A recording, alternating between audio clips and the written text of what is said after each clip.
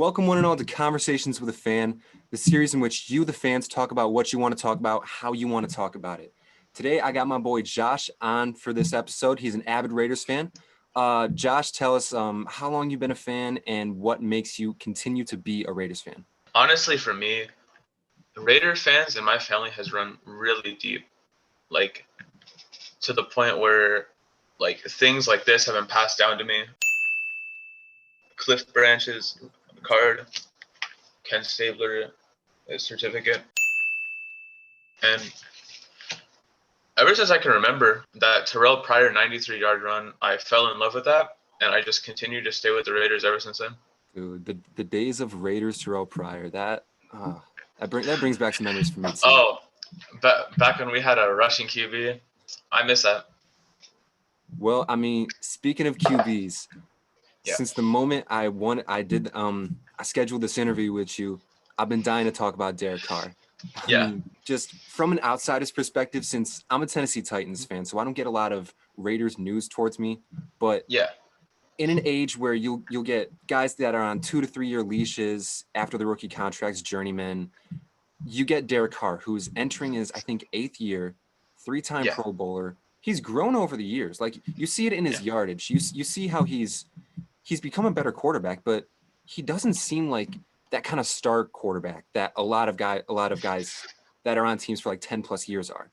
So the first question I want to ask when it comes to the man, the legend, Derek Carr, why is he still in Las Vegas? Excuse me. Oh, it's all good. So honestly, I'm gonna have to take offense from you not calling him great. So he's not only set like Raider records, he's set NFL records. So let's start with the Raider records. So I mean, he broke Ken Stabler's record, as I showed you, 170 touchdowns to Ken Stabler's 150. And a big Raider like statistic that I talk about on my Twitter a lot is that he tied the record of having 8+ wins with a defense giving up 30 points per game. The last team to do that was Jay Cutler's Bears in 2013. And like a thing that really goes untalked about is his arm, his accuracy, and he was the second highest graded in deep passes, just below Aaron Rodgers. He was number 1 in deep passes in tight windows. So, and then another thing, 20 fourth quarter comebacks. I mean, if that's not greatness, that kind of comes up with Matthew Stafford a lot too. You know, the fourth quarter comebacks, the comeback kid, the guy who gets bounced on the ground a lot and comes right back up. But like he hasn't gone far in the playoffs. I mean, he went 12-3 that one year, but besides that, he hasn't really had a lot of winning success. I mean, don't you, like, as a fan, don't you kind of put a little blame on the quarterback when it comes to having just a mess season or having a little a bit worse of a season? So yes and no. In regards to when we had at least a 20th ranked defense, we did go 12-6. And then, but this season, I mean, he still had 8+ wins with the defense giving up 30 points per game. No other quarterback can literally do that unless you have like an extremely stacked offense. And we didn't even have a wide receiver 1 this year. Jacobs was playing on a shoulder injury. Max was playing on an injury. Nelson Aguilar, I mean, if you want to call him our wide receiver 1, you could, but no, he's not. I don't know. He's not our number 1 wide receiver. Hella interesting. That definitely gives me a lot more perspective. So with that said, what do you think Derek Carr means as both a legacy player, like in the history of RaiderNation, and looking towards the future of the franchise? Honestly, so I'm going to sound like a Derek Carr hater here, but I'm going to actually have to agree with you. And let's go back to like the wins and perspective in that. We can throw a bunch of records at the wall, like how I stated, but unfortunately, none of them will stick unless he gets some wind under his belt. Because, I mean, you're right. We haven't had a playoff win with him. We've only been to a playoff. Your legacy will not stay being a glorified loser, or as I like to call it, a Week 5 champion. So you think he's gone after either this season or a couple seasons?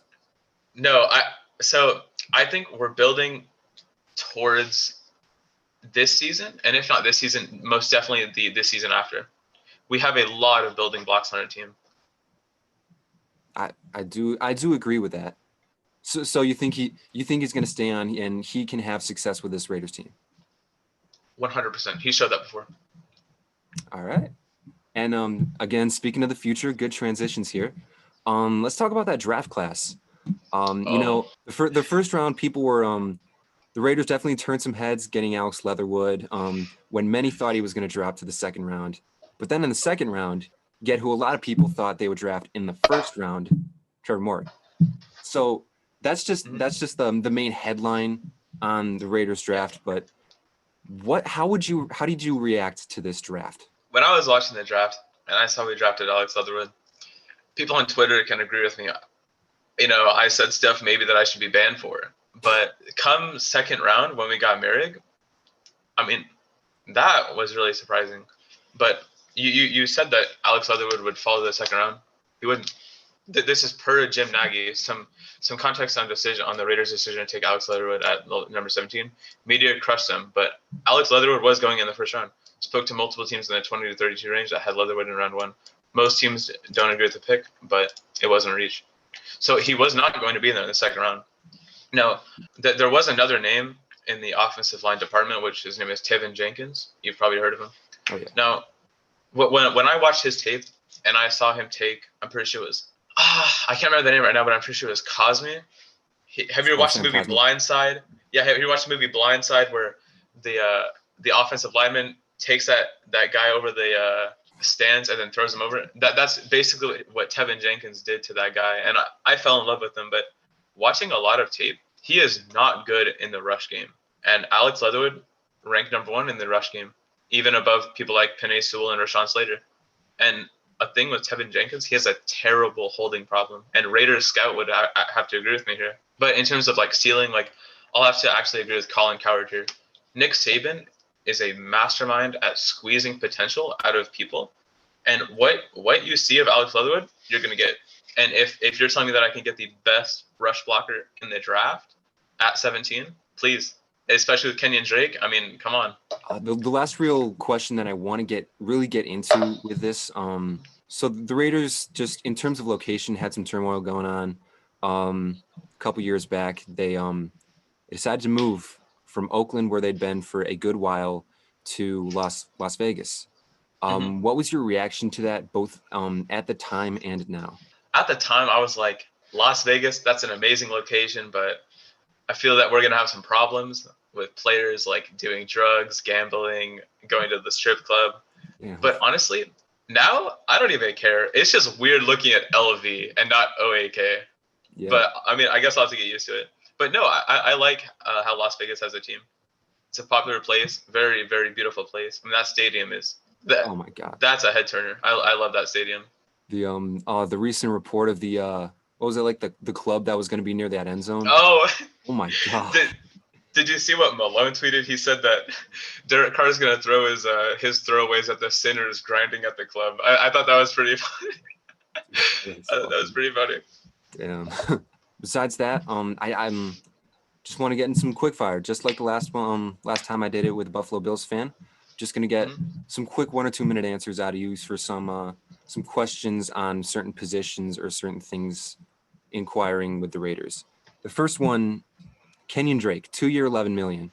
I love that question. That was one of the most interesting free agent signings in a while. And of course, Kenyon Drake's one of the most interesting players, both in fantasy and just as a running back. So do you think Kenyon Drake is going to have a persisting role on this team, especially with Josh Jacobs heading the helm at running back? Oh, yeah. I mean, Kenyon Drake's a backup to nobody. I mean, I've always said this. I've said this since the day he was signed. And I was preaching for the Kenyon Drake signing. It's going to be like a Kareem Hunt, Nick Chubb type situation. The passing game is going to be increased because of Kenyon Drake. I mean, I think the guy averaged like 6 yards per game. And we honestly haven't seen his potential in the run game because his tenure at the Dolphins and his tenure at the Cardinals, they had like the worst rated offensive linemen. And you can see in those games where he's running up the middle and then the 2 linebackers like go to rush him. His speed and elusiveness is what you need for a playmaker. And I think that's what he's going to be for this team. Yeah, I love that. I love that Nick Chubb, Kareem Hunt kind of dynamic that you mentioned. it's really uncanny. But even way better because we have the passing game.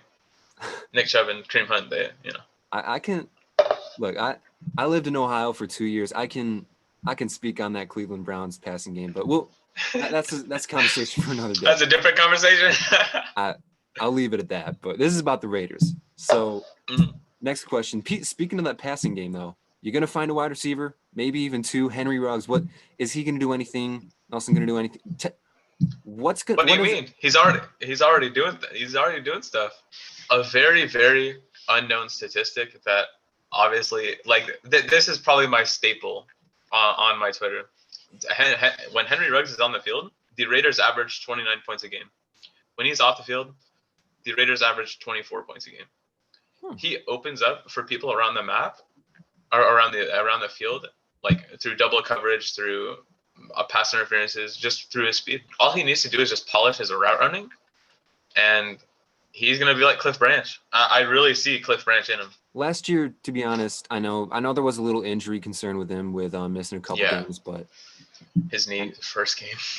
Oh God. And then in the offseason, he was moving, and then he got injured. But like last year, that wide receiver core between Aguilar, Renfro, and Ruggs, you couldn't really see a lot. But you think Ruggs can be like a wide receiver one if he polishes route running? Or more of like a slot guy, or what are you thinking? No, slots for Renfro. Renfro is probably the best slot wide receiver in the league. Hot take there, but so Ruggs, he's gonna be like Cliff Branch. So Cliff Branch was always really, really good with somebody on the side. And in my opinion, Henry Ruggs is not built like a wide receiver one. Who's built like a wide receiver one is our third pick, Bryan Edwards. Now that guy is going to have a very nice season with him, with Henry Ruggs in the side, with Bryan Edwards. That's going to be a scary duo coming up to this league, and you better watch out for those names. I'll keep Bryan Edwards on my docket of guys I might want to pick in fantasy. No, you do it. I promise you. Next up, keep it on the offense, and this is probably going to be the last offensive question. The offensive line, that was another big thing this offseason. You're getting rid of a lot of almost, I think it was like a complete redo of your offensive line. Like, you got rid of Ryan Hudson. Like, bro, that was shocker. I feel like there's a lot of negative connotation when, in reality, they were the number one paid unit last year and 27th in rush blocking. And in a offensive scheme where we value the rush, we can't have a 27th ranked rush blocking, especially paying Kenny and Drake all that money. Yeah, I'm actually glad we got rid of Gabe Jackson because he was extremely bad in the rush. We got Richie Incognito back, and we got Alex Leatherwood to fill that Trent Brown spot. And then Andre James, I feel that Andre James, he's going to have a breakout year, his second year. I feel like his first year, people are going to mad sleep on him. He's obviously never going to be Rodney Hudson. Nobody will. I mean, he'll forever stay in Raiders' hearts, but I feel like he's going to have a really good year, second year. You never really know, especially from that center position, just what guys can break out and what guys can like just regress. It's interesting to hear that perspective. On Twitter, a lot of what I was seeing was, what are they doing? What are they doing? But I like this optimism coming from you, bro. Well, the thing is that Rodney Hudson wanted to leave. And a thing that really gives me some respect for John Gruden is he still got a third-round pick out of Rodney Hudson, even though he wanted to leave. That was really insane. So on the other side of the ball, we've got the defense, which last year I saw a quick look at the team stats, borderline abysmal. I'll say that. I saw a lot of red. Embarrassing. Yeah. But you do have guys like Trevor Morgan coming in, Yannick Ngakoue, some big signings. Do you think this Raiders defense can be at least average? Oh yeah, I'll give that a 100% because Merrick is the number one rated safety coming out of college. That guy is insane. And if you saw the tape with Jonathan Abram, my boy Playoff Raiders Jay, he posted it on his Twitter. He found some footage of Jonathan Abram. His hips look amazing in that, and then him paired with Trayvon Merrick, they're going to give some quarterbacks some problems, and especially when you have the best 4-3 defensive end, Yannick Ngakoue, forcing bad picks into that, moving Klee on the inside with a rotational Max Crosby. This defense is going to be at least top 15. It just came up off the top of my head. Who's going to make a bigger impact like this season and in future seasons? Matt Crosby, Clelin Ferrell. So, Max Crosby. Let's get that out of the way. Max Crosby. But Max Crosby isn't going to be used on every play like he was last year. The best way to use Max Crosby is not using him, if you understand. So he's obviously going to be a rotational piece with Yannick Ngakoue, because Cleveland, I mean, not Cleveland, but Max was barring an injury literally all year. I think he posted it on his Twitter, like his shoulder was all like broken and messed up, and he still like got like 5 sacks last year. If we can use him when he's healthy and then rotate him with Yannick, with Klee on the inside, with people like Solomon Thomas like on the left of him, that will be insane. But like, do you give? Because Clelin Ferrell, I think you and I can both admit it. He was drafted high. Like, yeah, I mean, I think he knew it. I mean, do you see that like famous picture of him with the Raider hat? So like, do you think he can like in any way live up to that? No, sadly not. See, this is where my optimism ends. But he does improve every single year. I mean, I think his first year he looked like an extreme bust. Second year he looked decent. I think this year he's gonna look even better. I mean, we did see glimpses of him of why we drafted him at the fourth overall pick at the end of this year, but COVID kind of got him. So yeah, no, and that happened with a lot of players this year, like for real. That's the end of Quickfire. Just to wrap up this episode, I want to ask you 3 questions that I'm going to ask every single person. Yeah. Number 1, favorite player of all time. It's got to be Darren Waller, because his story is really inspiring. Went from a drug addict to a grocery store clerk to a second best tight end in the league above George Kittle. Above George Kittle, that's big talk. You know, sometimes a lot of people forget about him. I'm going to be real here, just because it's the tight end position. But he is the story is amazing. He's amazing, especially with his catching ability. Number 2, do you have any definitive memories of like just during your Raiders fandom and that kind of like stick out to you as a Raiders fan? They're usually negative, but a positive one would be Terrell Pryor's 93-yard run. That's what really made me fall in love with the game of football. I guess like a really negative one is when the Colts game, when we were literally already winning, already went to the playoffs, somebody strip sacked Carr's leg and broke it. Oh my God. And he was out. But the one thing that really inspired me was Raider Twitter and Raider everybody putting their whole faith into Matt McGloin. Even though we found out he wasn't playing that game, but they put all of his faith into Matt McGloin. Nobody talked bad about him, even though he's not a good quarterback. But that really inspired me. Who did come in for that game? Was that AJ? No, it was. Was it Connor Cook? Cook, there you go. It was Connor Cook. Still, for having that injury, he's only missed 2 games. Like, that's insane.